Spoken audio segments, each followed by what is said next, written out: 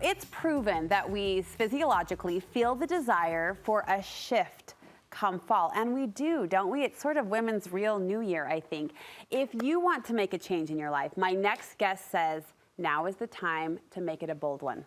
Connie Sokol says it is time to step into a bolder version of yourself, which might require you to make a significant choice, but she's going to give us the tools so we can do it with confidence. Connie joining me back in studio. We're being bold. Oh yeah, oh baby. You know, I love this. There is a time and a season, I'll say, for small and simple. Yes. Right? Those baby steps. Exactly. And not to discount that at all. No. I love permission though, and I love how you're throwing up the gates, open the gates to say, make it a bold change. Yes. Make it big. Do, because sometimes you'll find that in success books and things like that they talk about when you're really feeling that rumble and you're ready to change. Sometimes you've got to take that big step so that you say something to yourself and your soul of, we're doing this and we're going. Change your environment, change your thought process, change your bedding, whatever it might be, but you've got to do something that says, I'm doing this and I'm doing it now. It was about 15 years ago when our then Studio 5 fitness contributor and dear friend of the show, Melanie Douglas, came to us. This was around January and said, I want to do a 10-pound challenge.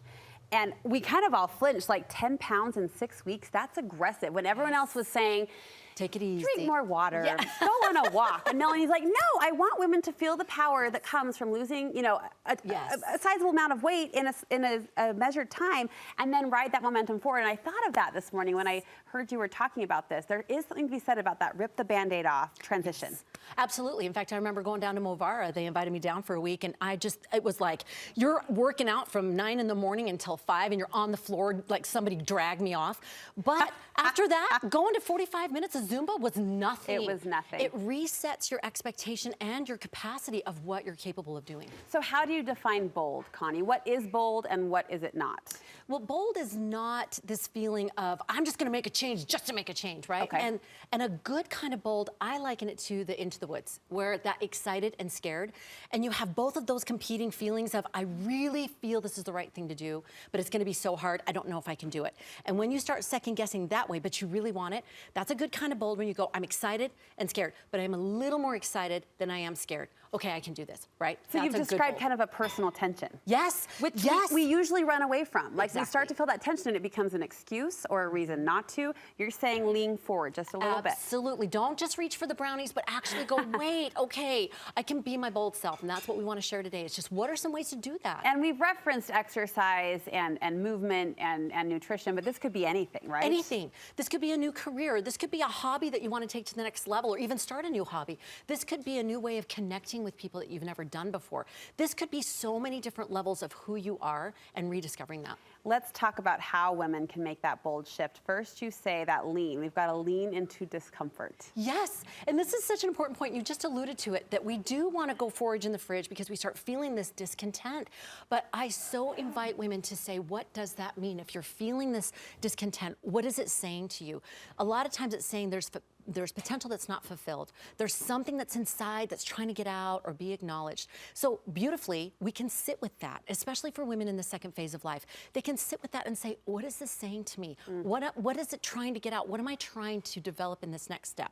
And a great example of this, so ironically, I just learned from a 17-year-old baker. So my friends and I went to a farmer's market in Midway, Utah, and we're standing in line and we see the sign, My Brother's Pastry, and this man says, oh yeah, do you know about him? He's the 17-year-old that makes French patisserie, like French baked goods. And I was like, I've been to France and I've tasted real patisserie. 17-year-old, now I'm not trying to be dissy, I'm just like, I want to go see this. I see them and I was like, this is unbelievable. He really made these? So I talked to his grandma and I talked to his mom, and oh my gosh, they were gorgeous. They were delicious. So I get the scoops. She said in COVID, he was 14, during COVID, bored, watching the Great British Bake Off. And he's like, I could do that. So he borrows some cookbooks from the neighbors, starts doing sourdough bread and some croissant. So he starts doing that and he's like, I think I want to do the market, Mom. And she's like, yeah, soup, a couple of pans of stuff. No, he does this full lineup of baked goods, so much so that he has a 30 to 40-minute wait in line. Wow. People from Germany and France are repeat customers and say, I can't get this from anywhere else. Oh yeah. Oh my so goodness. So he now, to the tune that this restaurant owner in Midway has now reached out and said, let's partner. So he's gonna be doing a storefront bakery. How fantastic. At 17. At 17. At 14 it started. And that so inspired me. Like, what does it have to do with us as women and maybe even the second phase of life? It doesn't matter. You have littles, you have olders, you have people leaving the nest. What can you do? What is this rumble telling you? And what's the next step that you can just lean into it and say, I'm gonna listen. Yeah. I'm gonna act on this. And that's what he did. You didn't go from like a baked croissant to a brick and mortar bakery like overnight. But he took steps and he leaned into that discontent to say, what can it teach me and what can I do? I just want to hear you say croissant. Croissant. You know what, though? Here's the thing, too, that I always find is sometimes the ultimate challenge, at least for me. The easy road is often the good road. Yeah. I mean, it's a worthy road. It's a lovely road. It's lovely, but it's also like you could walk the easy road and actually live a really meaningful, wonderful life. So it's like it takes that personal dig to really jump forward. It's that Angela Duckworth grit where you're like, you know, there's something bigger or higher or deeper or holier or something that I'm being called to do. And it's okay if I just baby step it, but what if? What if? What if I took the big leap? So as we talk about being our bold self, what does she look like? How do we find her? She is you. She is everyday women, every day making those choices. And I see this over and over. This being your bold self isn't like this reckless, impulsive, I'm just gonna put it on my bucket list. This is more of this courage to take calculated risks and make these tough decisions in the moment. This was so gorgeous. We just had a retreat recently. We teach mompreneurs how to up-level their business and step into being speaker, writer, media presence. So we teach them how to speak and fast, and then they do a speaker showcase where they start teaching their keynote like that. It's amazing. I don't want you to throw that away because what you do for those women is really amazing. Like to teach them to own that and get up there. Her retreats are something to talk about. Thank you so much. It is the greatest joy next to my family to see these women just step into themselves. We had this one woman, I'm sorry, I'm a bucket today. Good. This one woman, she's confident, beautiful, and she was widowed 4 months ago. So she felt this rumble to do something with this, and she's a go-getter. So she gets up to speak, and this is the first time she's really shared about this. And she is shaking so bad, her hands have to hold both sides of her phone. And then she starts sharing, and then she starts crying. She starts getting all emotional. And then she goes down on her haunches, and she says, I don't think I can do this. And I feel this whoosh in my soul, and I look right at her, and I say, yes, you can. Keep going. You can do it. You can do it. And then you can see this flicker in her eyes like, do I just, it's fine if I don't, but do I do it? And then she rises up from her haunches and she stands and she delivers, I'm not kidding, the best keynote I have heard in 12 retreats.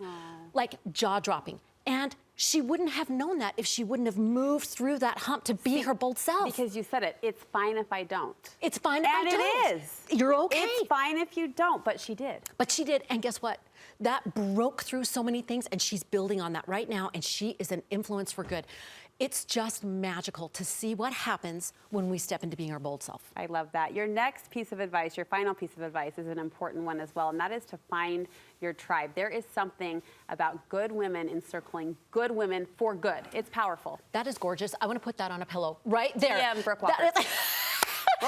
That is exactly it. Because the women, especially women, we're wired for that connection and that support, and we just need so little to grow. Yeah. If you're feeling it, then listen to people, what they're talking about and what it is you're feeling to do, and then talk to them. Take that class, connect with them, do that thing, whatever it is that will get you stepping in that direction, because they'll teach you. You can get a skill, you can get support, and you will be amazed. You'll turn back and look around and go, I did not know I could become and do these things and have this influence for good. We shared a quote from Studio 5 beauty contributor Megan Moore on our Instagram not too long ago, and she said she echoed exactly what you're saying, talking about finding a tribe kind of later in life, that it takes that courage to go to the class or to sign up for the tennis lesson, or but she said she's found her dearest friends and she's found great purpose. And again, that bid or that courage to raise your hand and say, I want in. Oh yeah, and it will make all the difference. And even if you're embarrassed or you feel awkward or whatever, guess what? Everybody else has started that way too. So just take that next step. It's magical. I'm feeling bolder. Woohoo!